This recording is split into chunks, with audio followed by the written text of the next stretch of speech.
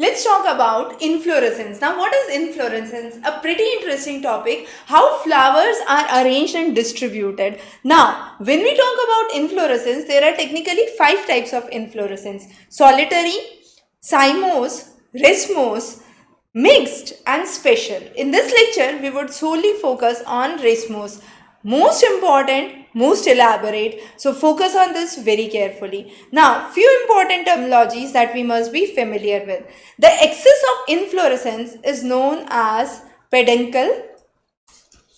The flattened peduncle would be known as receptacle. And the stalk of the flower, where you have the flower, this stalk would be known as the pedicel. I hope few terminologies you are clear with. Now, this racemose type of inflorescence can be classified as simple and complex. The first one that we would understand is the simple one. Now, racemose is what? It is indefinite growth with indeterminate inflorescence. Now, the arrangement can be of two types. What could be the types of arrangement? The first arrangement could be acropetal in nature. The second arrangement could be centripetal in nature. Acropetal means vertical arrangement. Centripetal means horizontal arrangement. So far, so good. Now let's move on to the simple racemose. Simple racemose means there is indefinite inflorescence in which the peduncle is not branched. So there are three important cases we would understand: when the peduncle is long, when it is short, and when it is flattened. Right? So first talk about the first type, which is known as raceme, in the case where there is a long peduncle. When the peduncle is elongated and we have pedicellate flower, as you can see in this case, this would be known as the raceme, and the good examples are lupinus, rhamnus and linaria. The second one is a spike, where it occurs in a acropetal fashion because it is vertical, and the flowers here are sessile. The examples are acranthus and athoda. The next one is spikelet. Now, spikelet is a unique variety where small and few flowers, spikes, are actually seen at the base. Now, a good example is rice, bamboo and oat. They usually have scales or glooms. The next is catkin. Now, under catkin, there are naked pistillate or stamen flowers. Both of them are not seen simultaneously, so either there would be the pistillate or the staminate. Good examples are mulberry and poplar. The next is umbel. Umbel is a type of peduncle which is short. So as you can see, from a single point, it would arise in a circular fashion or a centripetal fashion. So it is horizontal in arrangement. Prunus is a good example. In the case of long peduncle, there is another one which is known as spadix. Spadix is where the peduncle is fleshy in nature and both male and female flowers are present. Usually it is green in color. Good example is palm and musa. Colocasia is another good example. In the case of short peduncle, corymb and Corymbus racema is a good example. Corymb is where the main axis is short and the lower flowers have longer pedicels, the upper flowers have smaller pedicels. The idea is to keep them all in the same level.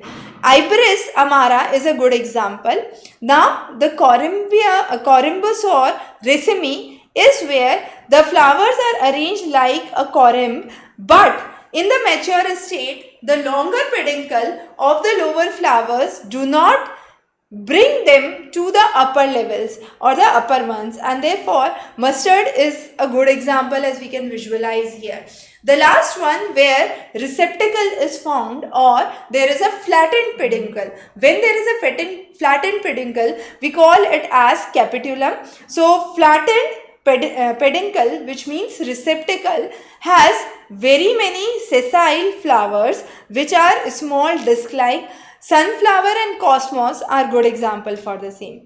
The next is compound racemose. Compound racemose has again indeterminate inflorescence, and here the peduncle is branched more than once. So again 6 varieties. Compound raceme, where yucca and gold mohur are good examples. Compound spike, or which is also known as spike of spikelets, wheat is a good example. Compound spadix, where coconut and date palm we can see is a good example. So here we said spadix is a good example. Under spadix the example was palm. Okay, under compound spadix the example is coconut and banana. So similar species, similar kind of trees as we can visualize. So spadix has a fleshy peduncle, both male and female flowers on the same tree, and they are surrounded by green bracts which is known as spathe. So here green bracts which would be known as spathe would be present again in the case of compound spadix. Compound corymb, where pyrus and cauliflower are good example. Here it is centripetal in nature.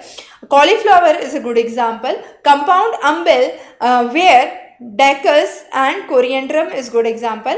And compound capitulum, capitulum as we saw was a flattened peduncle or a receptacle, and here in the case of compound capitulum, echinopsis is a good example. However, in the case of normal capitulum, cosmos and sunflower were good examples. So in the case of compound capitulum, as we saw, there were sessile and small flowerets.